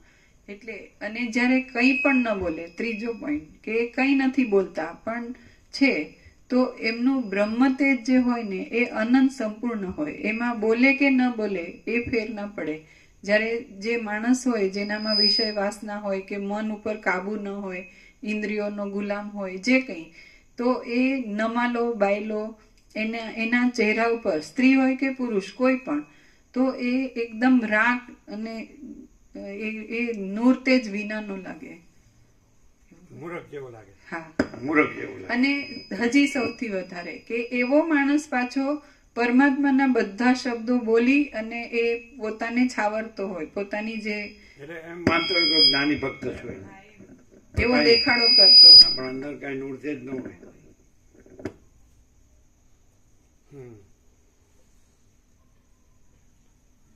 અને હજી એ દિશામાં આગળ પ્રયત્ન પણ કરતો હોય, કદાચ એને કોઈ એવી કૃપાથી મળી ગયું હોય તો પણ એના પ્રયત્નોની, એની જે પુરુષાર્થની જે હોય દ્રઢતા, એમાં ડેવિએશન હોય. અને એ જે એની મીટ દોટ જો વાસના તરફી હોય તો એ આ પ્રકાશને કોઈ વાર ઉડાડી પણ દે, એવું કરે. એવું એવું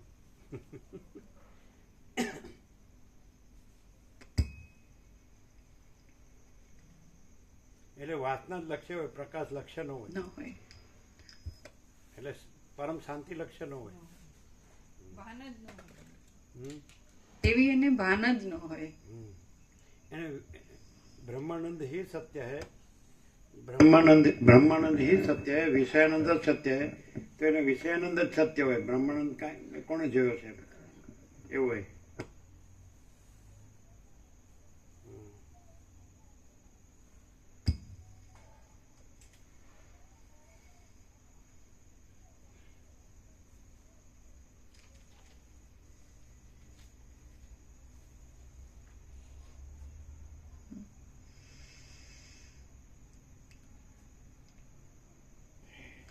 જેમ ભયંકર વાદળા વરસાદની ગર્જનાથી યુક્ત હોય છે, સારથી રહિત હોય છે, મલિનતાવાળા શ્યામ હોય છે, જળમય હોય છે અને વીજળીના ઝબકારા વડે પ્રકાશયુક્ત હોય છે, તેમ ઇન્દ્રિયો પણ પરસ્પર ક્લેશ ઉત્પન્ન કરાવી, ખભા ઠોકી ગર્જના કરવી એ આદિ શબ્દોને પેદા કરે છે, સાર રહિત છે, મલિનતાવાળી છે, જડ છે અને વીજળીની પેઠે ક્ષણ માત્ર ક્ષણભંગુર વૈષયિક સુખનો પ્રકાશ કરે છે.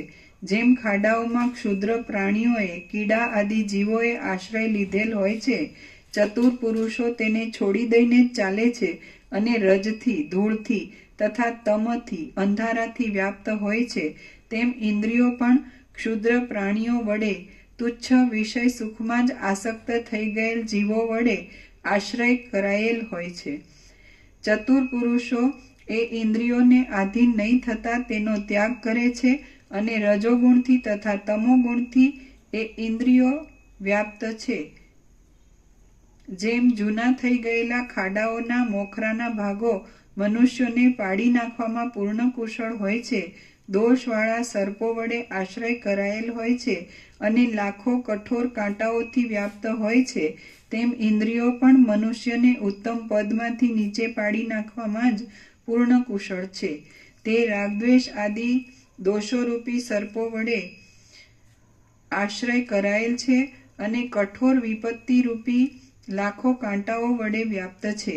જેમ રાક્ષસો ફક્ત પોતાના પોષણની જ વાત જાણનારા હોય છે, નીચ વૃત્તિના હોય છે, કેવળ મહાસાહસિક જ હોય છે ને અંધકારમાં વિહાર કરનારા હોય છે, તેમ ઇન્દ્રિયો પણ ફક્ત પોતાના પોષણની જ વાત જાણનારી છે, નીચ વૃત્તિઓવાળી છે, કેવળ મહાસાહસિક જ છે અને અજ્ઞાનરૂપી અંધકારમાં વિહાર કરે છે.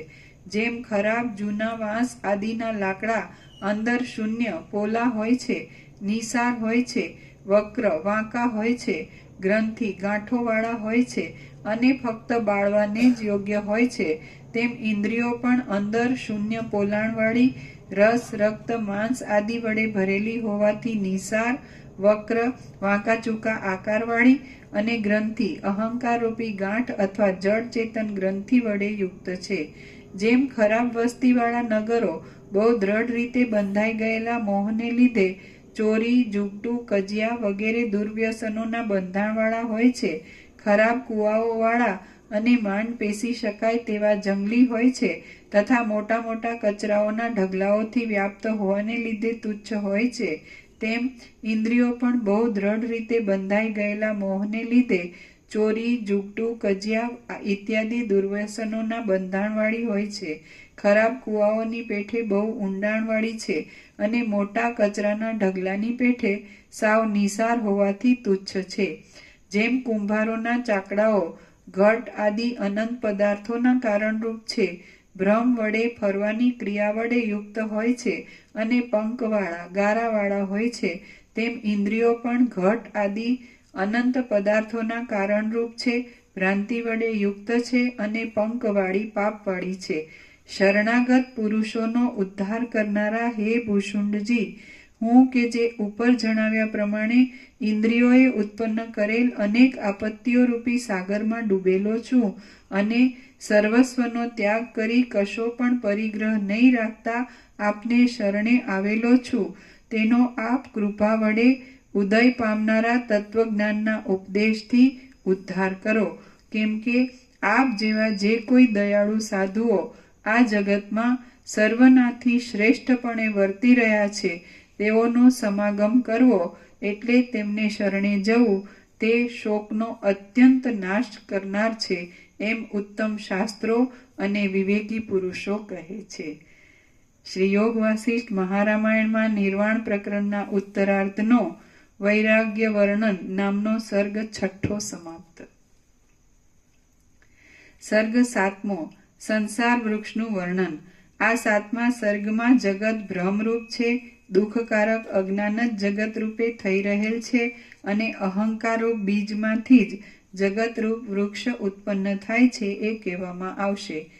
ભૂષુંડ બોલ્યો, હે મહારાજ, પછી તેના એ પવિત્ર વચન સાંભળી તેના પ્રશ્ન અનુસાર જ મેં અતિ સ્પષ્ટ પદવાળી વાણી વડે તેને નીચે પ્રમાણે કહ્યું. હે વિદ્યાધરોના અધિપતિ, કાંઈક ભાગ્યોદય થઈ જવાથી મોક્ષ લક્ષ્મીને પ્રાપ્ત થવા માટે તમે અજ્ઞાનરૂપી નિદ્રામાંથી ઠીક જાગી ગયા છો અને હમણાં ઘણે લાંબે દિવસે આ સંસારરૂપી અંધારા કૂવાની બખોલમાંથી નીકળવાને ઈચ્છો છો. અત્યંત વિવેકવાળી આ તમારી પવિત્ર બુદ્ધિ જેમ અગ્નિ વડે અતિ વ્યાપ્ત થઈ રહેલો સુવર્ણ રસનો સમૂહ અતિ કાંતિ વડે દીપી નીકળે તે રીતે બહુ દીપે છે. જેમ નિર્મળ અરીસામાં હર કોઈ મનોહર દ્રવ્યનું વગર મહેનતે માત્ર પાસે રાખવાથી જ પ્રતિબિંબ પડે છે, તેમ તમારી પવિત્ર બુદ્ધિ અનાયાસે જ મારી ઉપદેશવાણીના અર્થને બરાબર ગ્રહણ કરી લેશે. જે કાંઈ આ હું તમને કહું છું તે અંગીકાર કરવા યોગ્ય જ છે એવી બુદ્ધિ વડે તમે સ્વીકારી લેવાને યોગ્ય છો, કેમ કે અમે આ બાબતમાં ઘણા લાંબા કાળ સુધી શોધ કરેલી છે, માટે હવે તેમાં બીજો કશો વિચાર કરવા જેવું નથી. જે કાંઈ અહંકાર આદિ તમારા હૃદયની અંદર દ્રશ્ય રૂપે જોવામાં આવે છે તે રૂપ તમે નથી. જે કાંઈ આ હું તમને કહું છું તે અંગીકાર કરવા યોગ્ય જ છે એવી બુદ્ધિ વડે તમે સ્વીકારી લેવાને યોગ્ય છો, કેમ કે અમે આ બાબતમાં ઘણા લાંબા કાળ સુધી શોધ કરેલી છે, માટે હવે તેમાં બીજો કશો વિચાર કરવા જેવું નથી. જે કાંઈ અહંકાર આદિ તમારા હૃદયની અંદર દ્રશ્ય રૂપે જોવામાં આવે છે તે રૂપ તમે નથી. દ્રશ્ય પદાર્થ માત્રમાં કોઈક પણ આત્મા છે અને તે શોધી કાઢી મારે તેને પ્રાપ્ત થવું છે એવા વિચારથી ઘણા લાંબા કાળ સુધી દ્રશ્ય વર્ગની અંદર શોધ કર્યા છતાં પણ તમે કે જે આત્મરૂપ છો તે સાક્ષી રૂપે સર્વનાથી જુદા હોવાથી દ્રશ્ય વર્ગમાં જોવામાં આવતા નથી. માટે દ્રશ્ય પદાર્થ રૂપ અજ્ઞાનને મૂકી દઈ સર્વના સાક્ષી રૂપ શુદ્ધ આત્માને તમે ઓળખી લો. દ્રશ્ય પદાર્થ સવારે જે પ્રકાશ થયો તો વાંચવાથી સમજાય? સીધું વાંચી લેવાથી ન સમજાય, ક્યારેય નહીં. અને આખો પ્રકાશ જ છે, એક જ અખંડ અનંત. દ્રશ્ય પદાર્થ માત્રમાં કોઈક પણ આત્મા છે અને તે શોધી કાઢી મારે તેને પ્રાપ્ત થવું છે એવા વિચારથી ઘણા લાંબા કાળ સુધી દ્રશ્ય વર્ગની અંદર શોધ કર્યા છતાં પણ તમે કે જે આત્મરૂપ છો તે સાક્ષી રૂપે સર્વનાથી જુદા હોવાથી દ્રશ્ય વર્ગમાં જોવામાં આવતા નથી. માટે દ્રશ્ય પદાર્થ રૂપ અજ્ઞાનને મૂકી દઈ સર્વના સાક્ષી રૂપ શુદ્ધ આત્માને તમે ઓળખી લો. હું પણ નથી, તમે પણ નથી અને આ જગત પણ નથી એવો તમે નિશ્ચય બાંધશો એટલે સર્વ પરમ મંગલરૂપ એક બ્રહ્મ ભાવે થઈ રહેશે કે જે તમને સુખ કે દુઃખ એ બંનેમાંથી કશું ઉત્પન્ન કરશે નહીં. શું અજ્ઞાનથી જગત ઉત્પન્ન થયેલ છે અથવા શું અજ્ઞાન જ જગતથી ઉત્પન્ન થયેલ છે એ વિશે વિચાર કરતા એ બંનેનું અજ્ઞાન રૂપે અથવા બ્રહ્મ ભાવે એક રૂપપણું હોવાથી બરાબર જાણી શકાતું નથી. આ જગત દેખાવમાં આવતા છતાં ઝાંઝવાના જળની પેઠે અવસ્તુરૂપ હોવાથી મિથ્યા જ છે. જે કાંઈ આ દ્રશ્ય રૂપે ભાસે છે તે અધ્યારોપ દ્રષ્ટિએ જગતની દ્રષ્ટિએ જોઈએ તો અજ્ઞાનનો નાશ થતા જગત જ બાધિત થઈ જવાથી કાંઈ પણ નથી, માત્ર બ્રહ્મરૂપ જ છે. અને અધિષ્ઠાન દ્રષ્ટિથી બ્રહ્મ દ્રષ્ટિથી જોઈએ તો જે કાંઈ છે તે સર્વ બ્રહ્મરૂપ જ છે.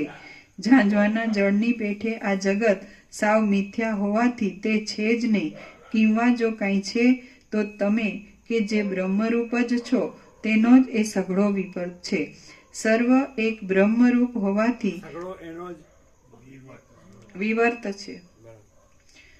આભાસ. તમે કે જે બ્રહ્મરૂપ જ છો તેનો જ એ સઘળો વિવર્ત છે. સર્વ એક બ્રહ્મરૂપ હોવાથી આભાસ પડવાનો કાંઈ પણ જુદો વિષય જ નહીં હોવાને લીધે આભાસ ચિદાભાસ પણ નથી. તેથી સર્વ એક પરમ મંગળ બ્રહ્મરૂપ જ છે. જગતનું મૂળ બીજ અહંકાર જ છે એમ તમે સમજો. એ અહંકારરૂપી બીજમાંથી જ પર્વતો, સમુદ્રો, પૃથ્વી, નદીઓ અને રાજાઓ ઇત્યાદિ સહિત જગતરૂપ એક જબરદસ્ત વૃક્ષ ઉત્પન્ન થાય છે. અહંકારરૂપ સૂક્ષ્મ બીજમાંથી જ આ જગતરૂપ વૃક્ષ ઉત્પન્ન થાય છે. વિષયોમાં આસક્તિ થવારૂપી રસ વડે ભરેલા નીચેના લોકો જગતરૂપ વૃક્ષના મૂળ રૂપ છે. અશ્વિની આદિ 27 તારાઓનો સમૂહ તેની મોટી કળીઓ રૂપ છે. બીજા નાના નક્ષત્રોનો સમૂહ તેની નાની કળીઓ રૂપ છે. વાસનાઓ તે જગતરૂપ વૃક્ષના ફૂલના ગુચ્છાના સમૂહ રૂપ છે. પૂર્ણચંદ્ર એ તેના ફળના ગુચ્છા રૂપ છે. સ્વરલોક, જનલોક, તપલોક અને સત્યલોક ઇત્યાદિ મોટા લોકોના સમૂહ એ જગતરૂપ વૃક્ષના અંતરના કોતરોના ભાગરૂપે છે. મેરુ પર્વત, મંદરાચળ અને સહ્યાદ્રી આદિ પર્વતો તેના પાંદડાની હાર રૂપ છે. 7 સમુદ્રો તેના ક્યારા રૂપ છે. પાતાળ એ તેના મૂળની રહેવાની જગ્યા રૂપ છે. સત્યયુગ આદિ યુગો ધર્મરૂપ સારને અંદરથી ખોતરી ખાવાથી તેના ઘણ રૂપ છે. ઘણ નામના જીવડા લાકડાને અંદરથી ફોલી ખાય છે. જુદા જુદા યુગોના વર્ષ, અયન, ઋતુ, માસ ઇત્યાદિ અનેક ગૌણ કાળો એ જગતરૂપ વૃક્ષના પર્વરૂપ છે. અજ્ઞાન તે જગતરૂપ વૃક્ષની ઉત્પન્ન થવાની જગ્યા રૂપ છે. સર્વ જીવો એ તેના પક્ષીઓ રૂપ છે. ભ્રાંતિ જ્ઞાન એ તેના મોટા સ્તંભરૂપ થડરૂપ છે. અને તત્વજ્ઞાન વડે જે મોક્ષ થવો તે એ જગતરૂપ વૃક્ષને બાળી નાખવાના દાવા નળરૂપ છે. ઇન્દ્રિયો વડે પદાર્થોનો અને તત્વજ્ઞાન વડે જે મોક્ષ થવો તે એ જગતરૂપ વૃક્ષને બાળી નાખવાના દાવા નળરૂપ છે. ઇન્દ્રિયો વડે પદાર્થોનો સંબંધ થવો અને મન વડે સંકલ્પ વિકલ્પ થવા એ સર્વ જગતરૂપ વૃક્ષના સુગંધના સમૂહ રૂપ છે. આ અનંત આકાશ તેના વિશાળ વનરૂપ છે. નેત્રની પાંપણો અને બંને હોઠો કે જે નેત્ર તથા હાસ્યરૂપ મોતીને પ્રકટ કરવામાં છીપના જેવા છે તે જગતરૂપ વૃક્ષની ડાંખળીઓ રૂપ છે. આત્મ ચૈતન્ય એ તેના જીવનના આધારરૂપ રસનો પ્રવાહ છે. સૂર્ય, ચંદ્ર, અગ્નિ આદિનો પ્રલયકાળમાં લય કરી દેનાર સૂત્રાત્મા એ તેના પવનની લહર રૂપ છે. પ્રતિદિન ઉદય અને અસ્તને પ્રાપ્ત થનારી અને ચપળ ચંદ્રમાની તથા સૂર્યની કાંતિ તે જગતરૂપી વૃક્ષની પુષ્પ મંજરી છે. સૂર્યની સાથે સૂર્યનો પ્રકાશ પડતા ભમનારું અંધારું તે એ જગતરૂપ વૃક્ષના ફરનારા ભમરાઓ રૂપ છે. આ જગતરૂપ વૃક્ષ સાવ મિથ્યા છતાં સત્યની પેઠે પાતાળને, સર્વ દિશાઓને અને અંતરિક્ષ લોકને પૂર્ણ કરી કે વ્યાપ્ત થઈ રહેલું છે. તેનું અહંકાર રૂપ બીજ હું જેવું કાંઈ પણ છે જ નહીં એમ નિરહંકારપણારૂપ અગ્નિ વડે શેકી લેવામાં આવ્યું હોય તો પછી માત્ર આભાસ રૂપે દેખાતું આ સંસાર રૂપી વૃક્ષ પુનર્જન્મ આદિ રૂપે ફરીવાર ઉગી શકતું જ નથી. શ્રી યોગ વાસિષ્ઠ મહારામાયણમાં નિર્વાણ પ્રકરણના ઉત્તરાર્ધનો જગત વૃક્ષ બીજ વર્ણન નામનો સર્ગ 7મો સમાપ્ત. ઓમ ઓમ ઓમ. પ્રસાદ આપો.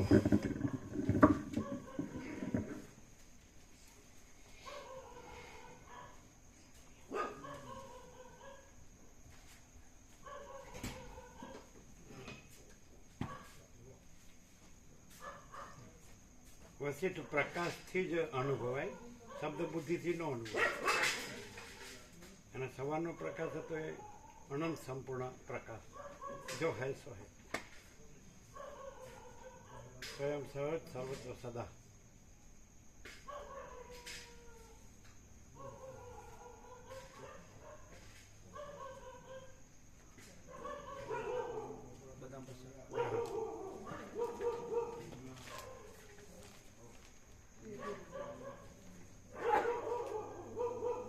એ ગોવા પ્રભુ હા પ્રભુ. હા મૂક્યો. શું છે?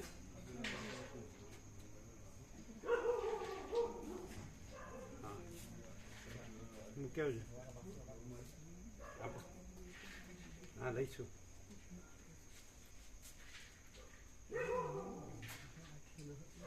આ શું છે? ખજરા આપો.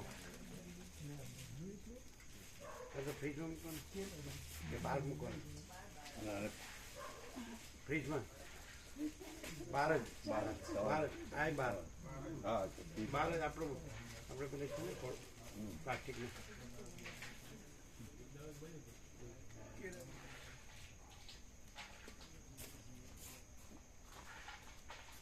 પછી પેલા બાળકોનો આનંદ આવ્યો હતો એમ એને એને શબ્દો અપરિચિત હોય એટલે સમજ ન પડી હોય ખરું.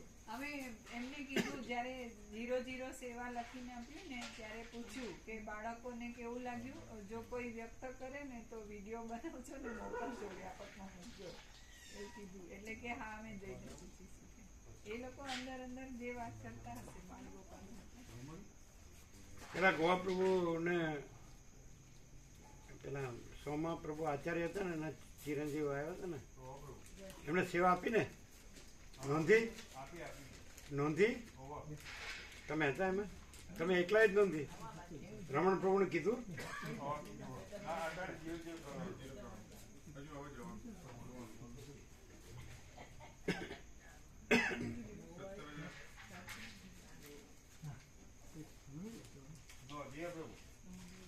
એટલે આ વિજય પ્રભુ પહેલી વાર આવ્યા લાગે છે નહીં?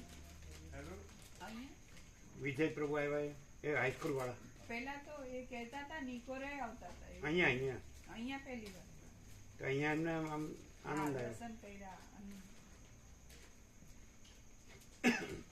એમ તો ત્યાં આવે તો ભગવાનપુર આવેલા, ગંગામાં આવેલા.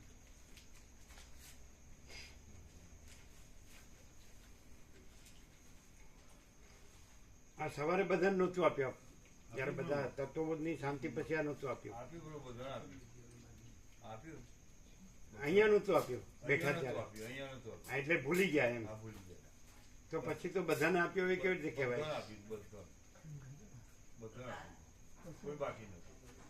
પછી પૂછીને આપ્યું, પૂછી લીધું હતું તમને આપ્યું હતું કે ના નહોતું આપ્યું?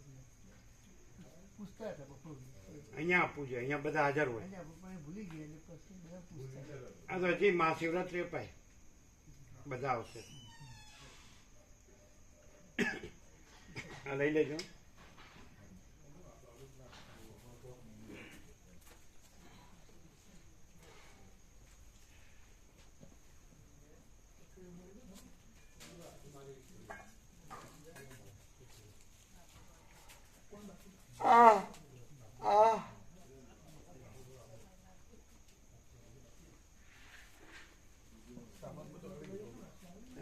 સાવન પૂરો આવી ગયો. કઈ બાકી નથી. શિવરાત્રીનું ના બાકી પેલી વેપરની સવારે બનાવું વેપર બટાકાની એ જ આવવાની છે આજે, એટલે કે પહેલા પ્રભુ લેતા આવશે સ્ટાન્ડર્ડ ચોખ્ખી સરસ શુદ્ધ બધી બહુ હલકી વસ્તુ નહીં. ના સરસ સ્ટાન્ડર્ડ હોલસેલમાં બધી મળે છે દરેક પ્રકારની. એમાં શું બનાવવાનું, એનું શું કરવાનું? ચેવડો બનાવવાનો, ફરારી ચેવડો. તો બીજી આઈટમ ચા સાથે આપવા સવારે, પણ એકલી ફરારી ચેવડો અને ચા બે સવારે એકલી વેફર, બીજું કઈ નહીં. ના વેફરમાં એટલે સિંગદાણા નાખી આખો ચેવડો બનાવી ને એ રીતના, અને ચા અને કોફી. કેટલા 700 750 નું ગણ્યું? 750 નું તો બીજું લાવે છે 5-5 કિલો વધારે. બરાબર. 800 હા, તો પછી તમારો ઉપયોગ થઈ શકે. થઈ શકે.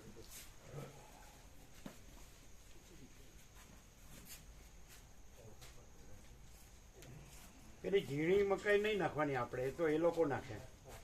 આપણે તો આજે મોટી આવે છે ને એની તો એ તો એ પેલા ગૌતમ પ્રભુ નાખે, એ આપણે નહીં નાખવાની. સમજે? આપણે તો આ મોટી છે ને સવારે મૂકી દેવાની બરાબર ફૂલ, આખો દિવસ વાપરે.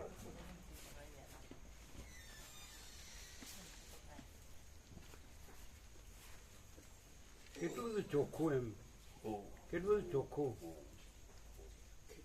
આવું ક્યાંય છે જ નહીં, વર્લ્ડમાં ક્યાંય નથી. અને શું ચાલે છે બધું? બધા શું કરે છે? શાંતિ જ નથી. હાલાત અભાવ માટેની ઈચ્છા પૂરી થાય નહીં, અને આ કોઈ અભાવની કોઈ ઈચ્છા નહીં, અનંતપૂર્ણ.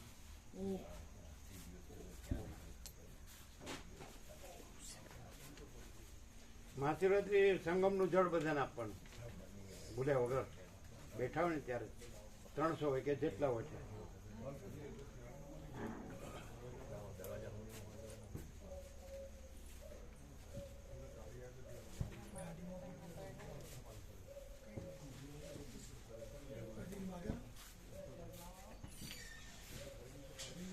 બધા લઈ જાવી છે પત્રિકા કે છે? બધાને આપી, કોઈ રહી ન જાય. 10 બાકી છે તે આ શિવરાત્રિમાં લેવી છે આ લઈ લે થોડી. કે નહીં? આપો 35 આપો. 35 તમારે આપી છે બધા આપી? અને ફોન ઉપર બધાને જણાવ્યું છે. બધા આવશે એજન્ડામાં તો જાતે જ ગયા હતા જતી વખતે. એટલે બધા આવશે ને? હા આવશે બધા. ફોન.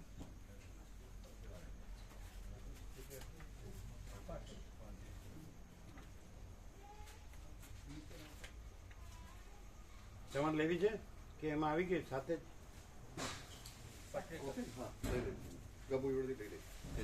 એ આમને આપજો.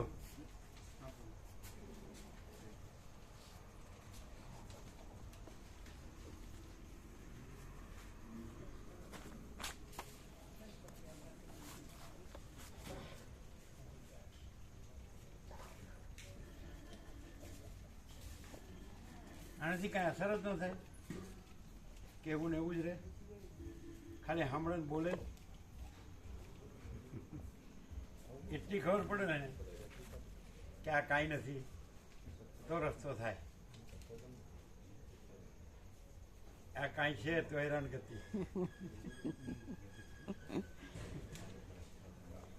પ્રકાશની ખબર ન પડે ને તો કમસે કમ આ કાંઈ નથી ખબર પડે ને તો એ ઘણું એને જગ્યા થાય, રસ્તો થાય.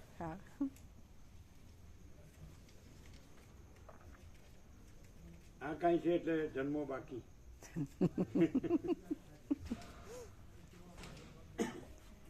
હેરાનગતિના પોટલા.